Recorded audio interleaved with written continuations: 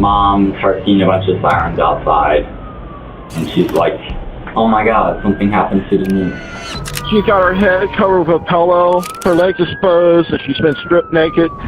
I started to freak out even more. If you want to somebody, fine, but you don't have to kill them. Do you know what DNA is? You ever heard of it? I don't know, how is it my blood?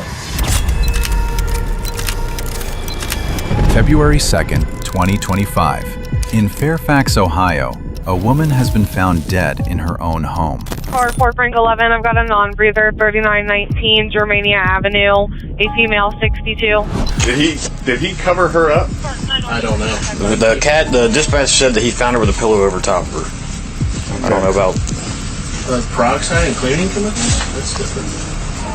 A lot of cleaning chemicals. This is 64-year-old Sheila Tenpenny, who went by Denise. Her brother found her lying in her bed with the front door open, unresponsive when he tried to wake her. But I think she felt safe here in Fairfax. So I never worried about this area at all. But this was no natural death, which means she was never as safe here as everyone believed. I think my sisters might have been murdered and With no signs of forced entry, Denise must have known her killer, and this case is going to turn this apparently safe neighborhood upside down. Are we under suspicion for something? Or I don't think that murder is stupid.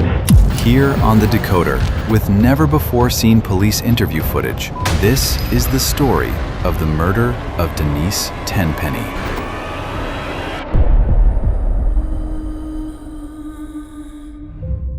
On Sunday, February 2nd, the Fairfax Police Department received a chilling 911 call. 911, what's the location of your emergency? 3919 Germania. 3919, what was the street name? Germania in Fairfax. Germania? Yes. I think my sisters might have been murdered and her door was open. How old is she? She's 62. 63 years old? Okay. 63, 62, 63. She's got her head covered with a pillow, her legs exposed, and she's been stripped naked. And it might be some blood. I don't know. Okay. She did not respond when I yelled at her. Okay. I didn't see anything. The door was opened a couple inches. She don't leave her door open. Okay. How long ago I didn't touch you spoke with her? yesterday. Yesterday? Okay. Do you want to try CPR? No, her head, she is unresponsive and her head is covered with a pillow like they smothered her or something. Did you see anybody inside, or does she live alone? No, she lives alone. A single woman dedicated to her career as an accountant, Denise's family thought she'd die at her desk, metaphorically speaking. They never expected to find her like this. You know of anybody Okay, thank that you. might want to harm her or anything like that? Absolutely nobody. The cops arrive on the scene just before midday, bringing an ambulance, but it's too late for Denise. I am live right now at a scene of DOA, so just a little suspicious, kind of odd. There are multiple bottles of cleaning supplies beside her body and an unidentified watch. There's also blood on the bed and a trail of blood leading from the bedroom to the back door and the gate to her yard. Next to her on the bed is a bent kitchen knife and a box cutter, though these don't appear to be the weapons that killed her. Her brother, Daryl, is devastated. He can't believe he found her like this. I sent her a message on her phone. I said, I'm outside. And I went up and put the air pump on the truck, and I walked around, and I opened the door, and I started to knock on the door like Right, that, right. and the door opened. Okay. She didn't answer, so I pushed the door open. And he saw something no family member should ever have to see. The cops start to canvass the neighborhood. It's a quiet, safe area where neighbors look out for each other. We're with the Ohio Bureau of Criminal Investigation. We're here about what happened last Sunday down the street, and we're trying to talk to everybody in the area. In particular, they're looking for any CCTV or Ring doorbell footage that might have captured Denise's killer. It'd be helpful if you could just take a look through those evening and early morning hours to see if you picked up any vehicles or people, or just see if you have anything. That would be incredibly helpful. They're also going through her phone contacts in case her killer was someone known to her. But neither of these investigative avenues give them any solid leads. The detectives are back to square one, Denise's family. They invite her sister and nephews to the police department for a background interview and DNA elimination. It's routine in any type of case like this. So we go through, we eliminate family members, and how we do that, we do swabs. You guys are both good with that? Okay, I appreciate that. The last time they talked to her was the day before her death over Facebook Messenger. She was asking me about Walmart Plus because I was using it when I lived down in Texas. Walmart Plus? Yeah. Is that like a discount card? It's their delivery. He noticed nothing out of the ordinary at all. I messaged her at 7:06. No response. No response, and then I messaged again at 8:45. And when was the last time you messaged her the night before? 8:28. And she responded. She sent me that message. Yeah. That was our last message. Yep. So what do you guys think happened? I don't know. I was moving down my happy little day. I got a nice phone. Did you show up here? You showed up here. Yeah, I tried. Nobody would like it. Donna, what's your thoughts on this? I don't know. I just can't comprehend it. I can't imagine her opening her door up to anybody. This is very routine. Even when she knew I was coming, I'd have sometimes lay on the horn and pound or whatever to get her to answer the door. According to Donna, her sister was someone who wouldn't give up without a fight. If she believed something was right, she would argue with you about it. Where I would just say, oh well, whatever. She would argue about it at work. She would tell me how she would go into her manager's office and say, hey, this isn't right, blah, blah, blah. I always say, how in the world do you keep a job? But she was there for Yeah. But she would fight for what she thought was right. She always had a smart mouth on her. Who are the only people should let in the house without question? Me? I mean, even then it was hard to get up in the door. Denise was careful. She wouldn't let just anyone inside her house. Would she always lock her door? Even if she knew you were coming, her door would be locked. She would only have the screen door locked as well, or whatever that's called. The detectives show them a photo of the watch they found on Denise's bed. Does that watch look familiar?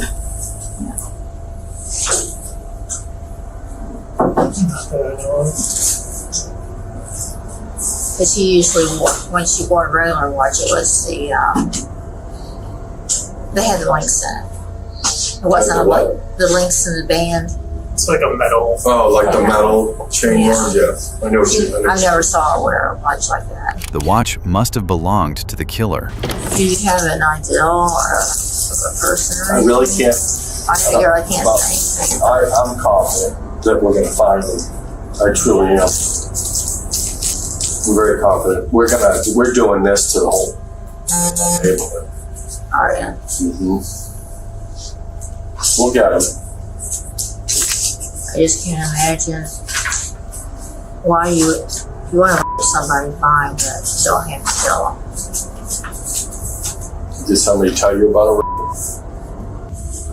That's just what Daryl. That's how Daryl sent the message to me. And I was dumb enough to listen to the stupid 911 call when they released it on Just Tim. The 911 call went out on the news, as they often do, but it was devastating for Denise's family to come across it. To me, it sounds like, just from watching cop shows and stuff over the years. To me, it sounds like a targeted attack. And it was somebody that she knew. Not that I would know who it is, but right. Because normally when you see something like that, and I don't know if there was anything stolen or not, but everything it seems like everything was there. You guys found her laptop, her phone, her tablet, and that was said when we were here. So and those are the types of things that somebody was robbing. Easy to grab, easy to get out. And that's why I think it's somebody she knew. If her killer was someone known to her, then surely her brother Daryl, who was the closest person in the world to her, would know about it.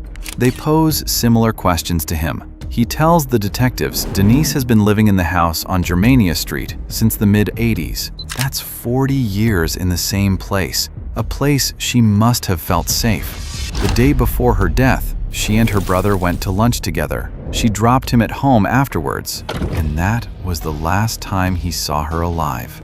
She'll send me a message and she'll have lunch. Question mark, want to know if I want to go to lunch. And I usually say yes. And I didn't get that today. And if you look, I sent her a message a little after 11. I said, "Are you skipping?" Yes, I see. And I didn't get a response, which is a little odd. Then I tried calling her and I didn't get a response.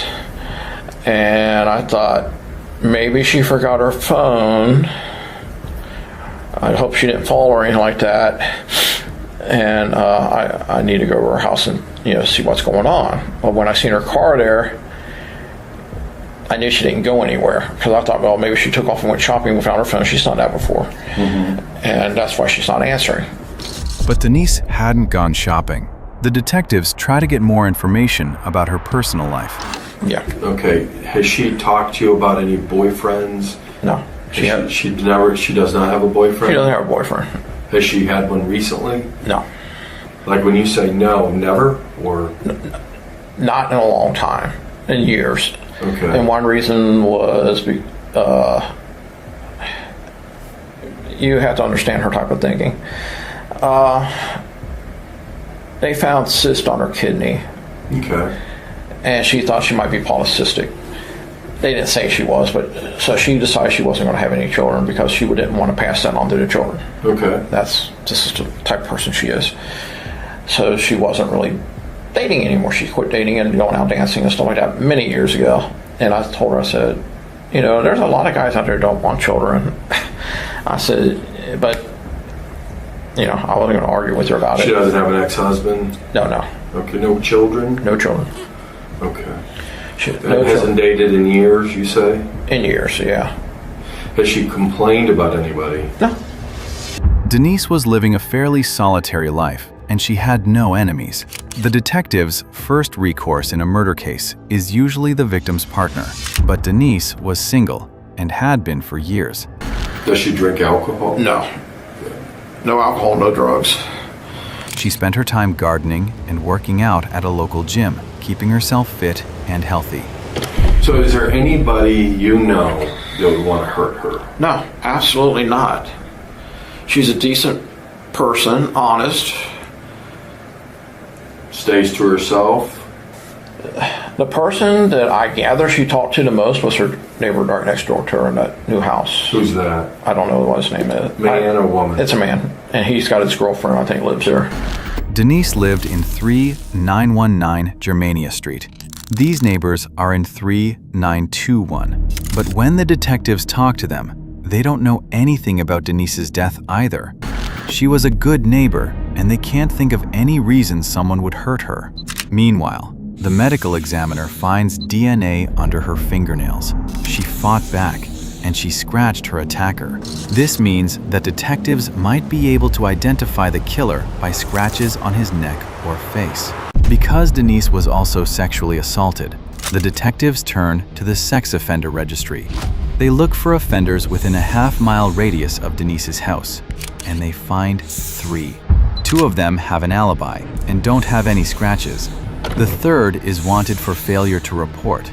He's been missing for a while, since before Denise's murder. None of these men are her killer. As the days stretch on since her death, her family struggle with the lack of answers, including her brother, who found her body. I said, I'm still pretty well shook up. I said, my mind's toast. I said, my mind's toast. Still getting over the loss of my mother, and I have not straightened anything out. And now I got more to deal with. The whole neighborhood is on edge. Neighbor Jonathan Boschert and his family have been living in Fairfax for 3 years and say a big reason they moved to the village is because of its safe reputation. It's jarring, I would say. Very unusual. I mean, it's still hard to believe that it happened this close. Bosher just hopes it's an isolated incident. Another neighbor has sent her son away. She's so concerned. So my son went to spend the afternoon with his dad because he had fallen earlier that day. And anyway, just kind of recover and have some time away from the house and stuff and from his brother. And then I noticed kind of the stuff happening around us, and so I was like, let's get him out of here. But what the detectives can't share is that they've found a lead. They've been canvassing the neighborhood and taking DNA swabs from the people they speak to, and they've found a match. On February 12th, the cops show up at 3920 Germania Street, just across from Denise's house. Do you need to come in? What's going on? Yeah, that'd be great. We have a couple things to talk about. Okay. Hi, guys. We just sat down to eat. What you guys get? So, Are all three of you here? are all three of you here? Yeah. Louis? Do I need to be nervous? It's making me feel nervous. Let's relax. You're okay. You're good, yeah. You want to take a seat Yeah. somewhere?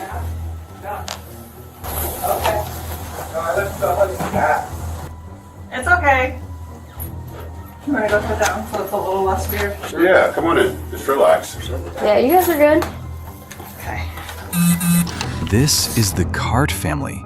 This mother is the same mother who went on the news just a few days earlier, saying she'd sent her son away. And they have no idea just how serious this is.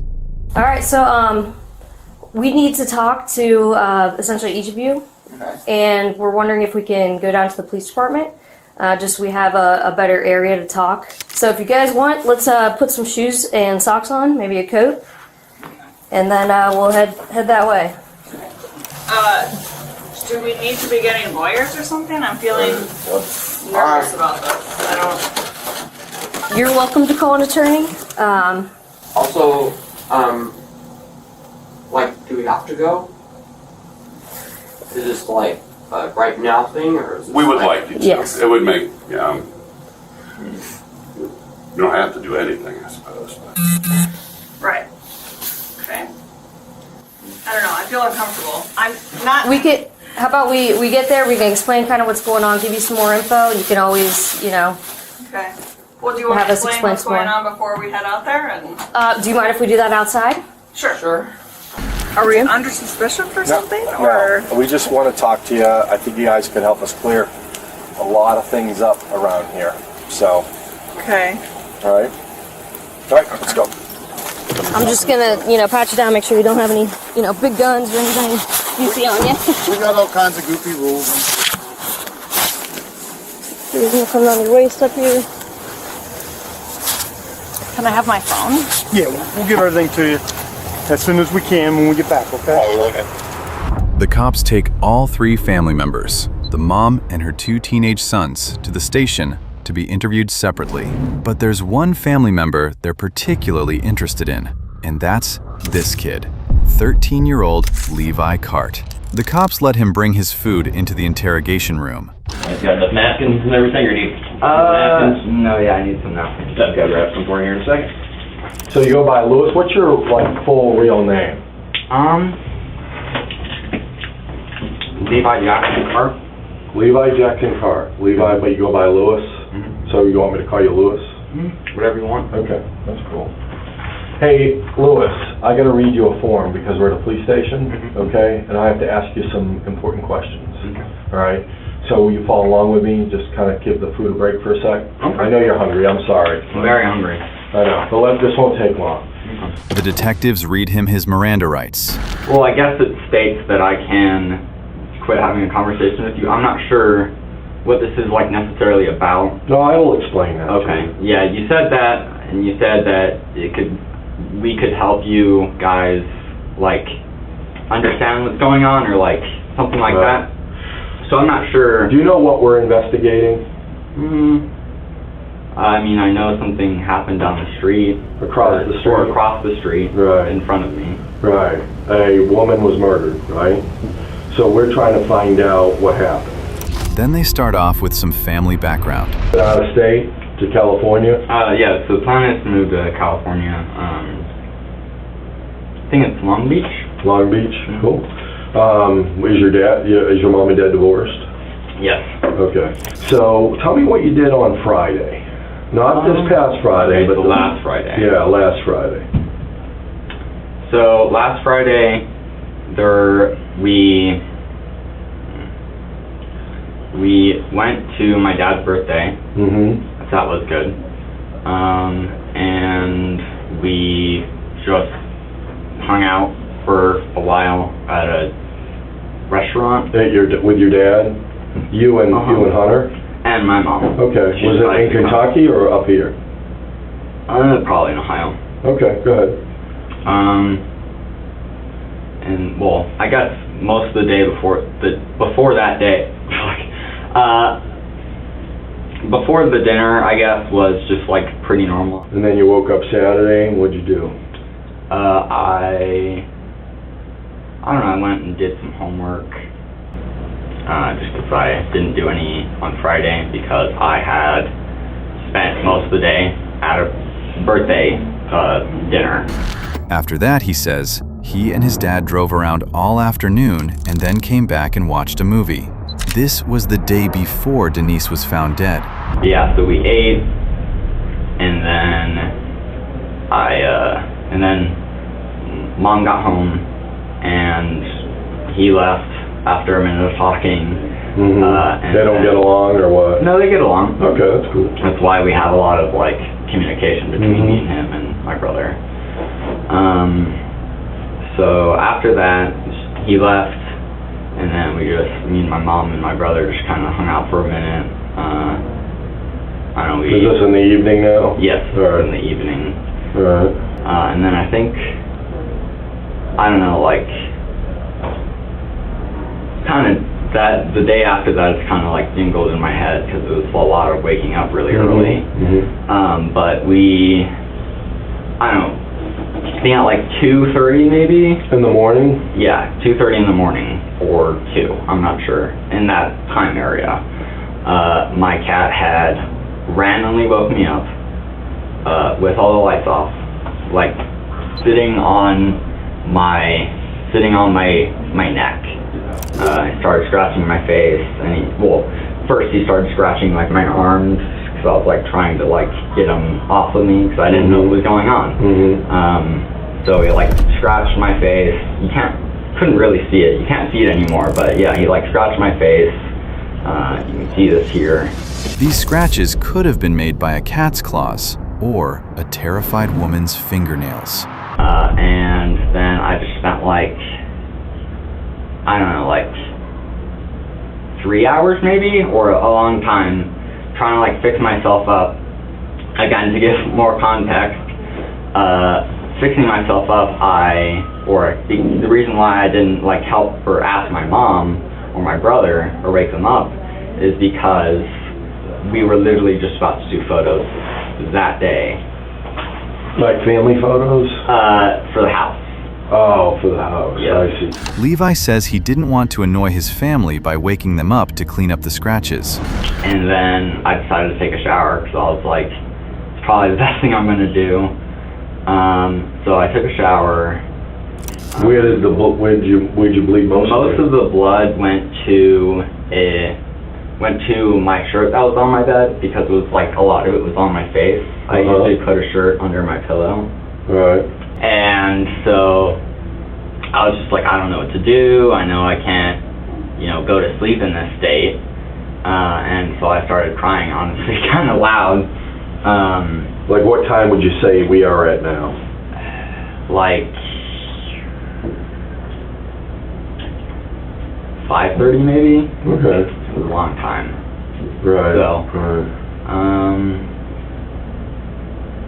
yeah, so I started crying really loudly, and then I guess luckily for me, as soon as I started crying very loud, she went downstairs and she was like, "Are you okay?" And I was like, "No, not really." Levi's crying woke his mom, who drove him to the hospital to get stitches. By the time they got back home, it was just before noon. And then we get in, and like 15 minutes later, Mom starts seeing a bunch of sirens outside, and she opens the window and she's like, "Oh my God, something happened to Denise." And me, already in a panicked, weird state, because I am having to, be like, Marshmallow did this, and he's right in front of me, and still crying because I feel like I ruined, doing photos so we could get out of here, get out of the state, go to California. So I just kept on crying, and then I kind of started feeling emotionally triggered, and when she said that there was a bunch of ambulances outside, I started to freak out even more. So, I kind of felt like really sick to my stomach, and I felt really gross to have to think about, if something had happened to somebody right next to me, or the house right in front of me, and it made me feel really sad, and I started crying even worse. Levi went to stay with his father after that, just like his mom said on the news. How long did you end up staying with Dad? A week, I guess. A week? And yesterday what they told me is they decided that it wasn't a good idea for me to be over there, because there was she said that there's a bunch of news coverage and a lot of police. Right. So I guess I stayed there for a while, trying to feel better and trying to heal from this. So I just kept on asking Dad and Sarah what they think had gone on, because it seems honestly really scary. Who's Sarah? Oh, Sarah's your dad's wife? My dad's girlfriend. Oh, okay. You get along with her? Yes. Good. Levi seems strangely obsessed with Denise's death. I didn't I didn't know her a lot. I just thought this is this person, Right, just a person that lives in the neighborhood, right? Okay. Let me ask you this: on that day you cut your nose, on that Sunday morning, were you ever out when you got hurt? Were you ever outside? Did you ever walk outside? Never were outside. I was outside when we went to get in the car. No, I'm talking when you cut your nose. Were you ever out?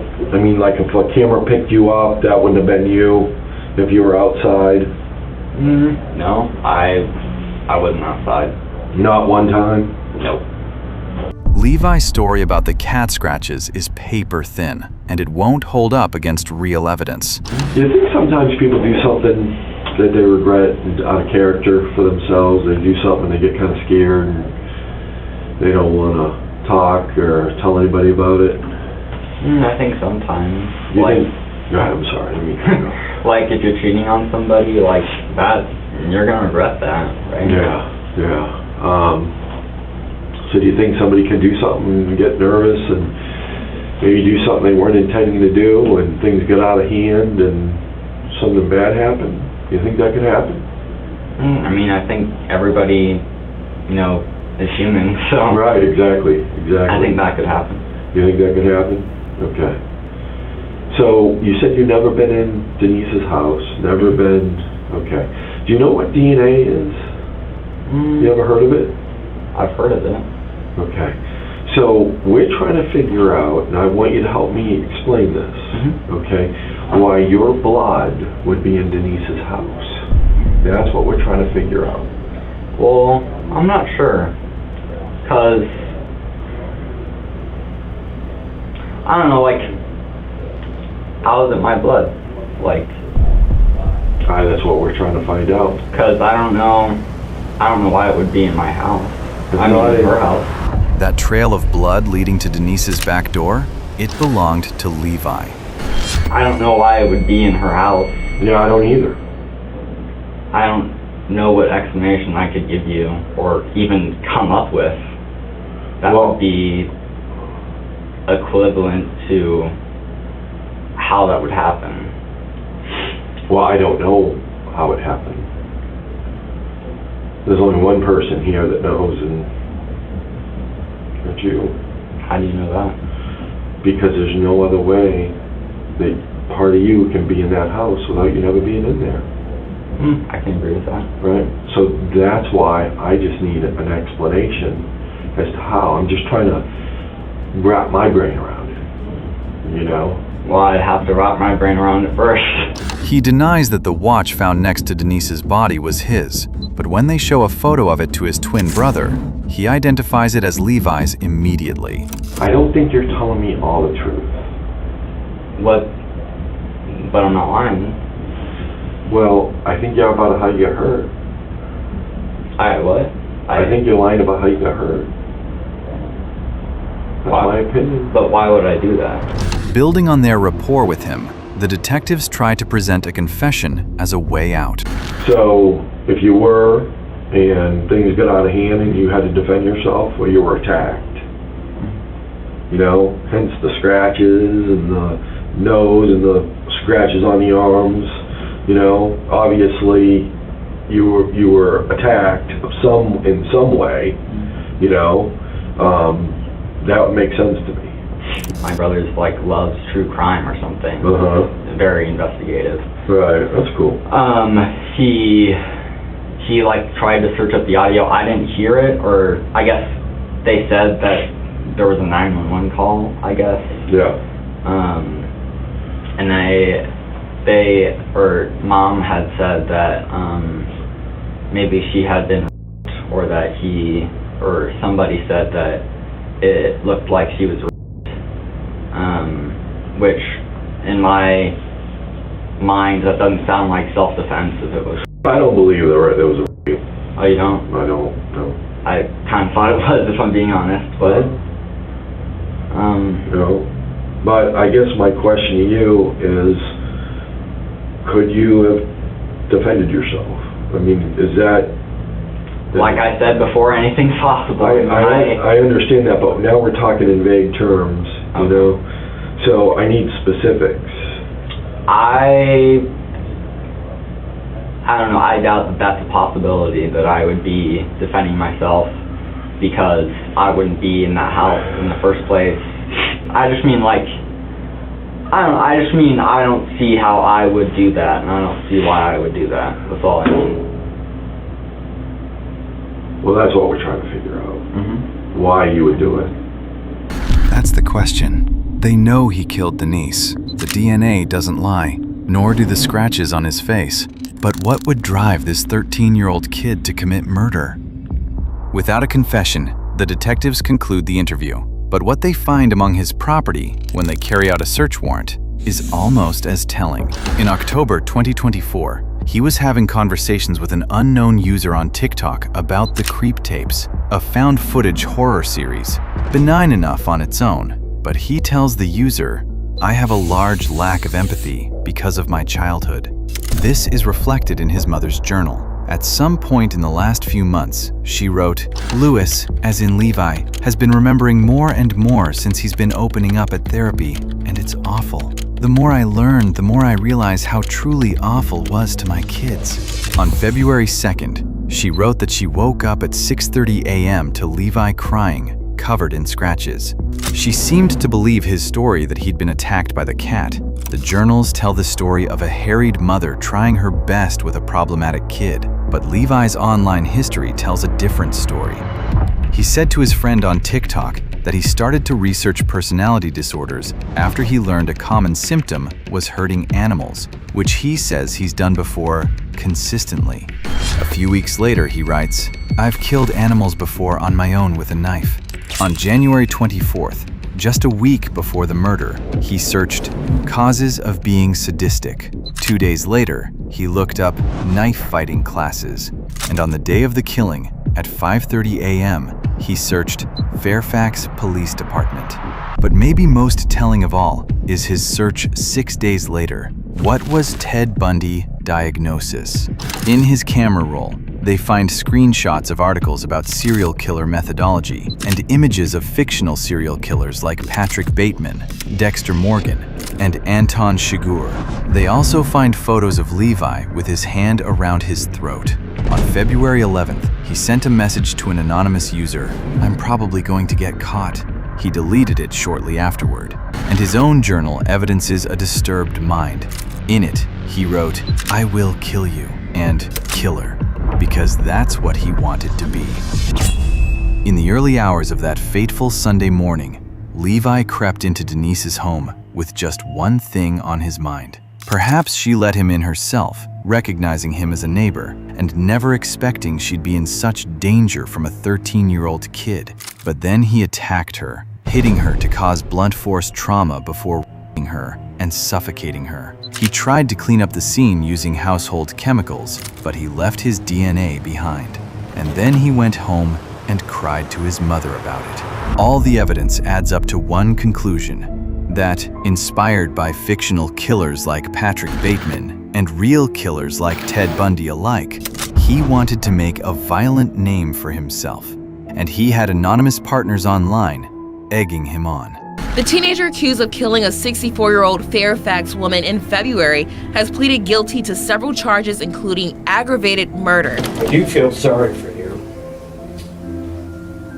Sorry that you had a family that did not teach you right from wrong. My sister didn't have children of her own, but she was like a second mother to her nieces and nephews. They adored her, and now they're growing up without her laughter, her guidance, her love. You didn't just take one life, you destroyed an entire family. At his sentencing, Denise's family have their say. Levi will remain incarcerated at the Department of Youth Services until he turns 21 years old, which is the oldest he can be held as a juvenile. After that, his fate is up in the air. In the meantime, he's been mandated to finish school, attend victim awareness classes, and undergo cognitive behavioral therapy. Whether this will make a difference to his psyche remains to be seen. Will he grow out of it? Or will he reach 21, an adult killer? What do you think about this disturbing story? Let us know your thoughts in the comments below. Until next time, stay safe, keep up with our channel, and we will see you very soon on The Decoder.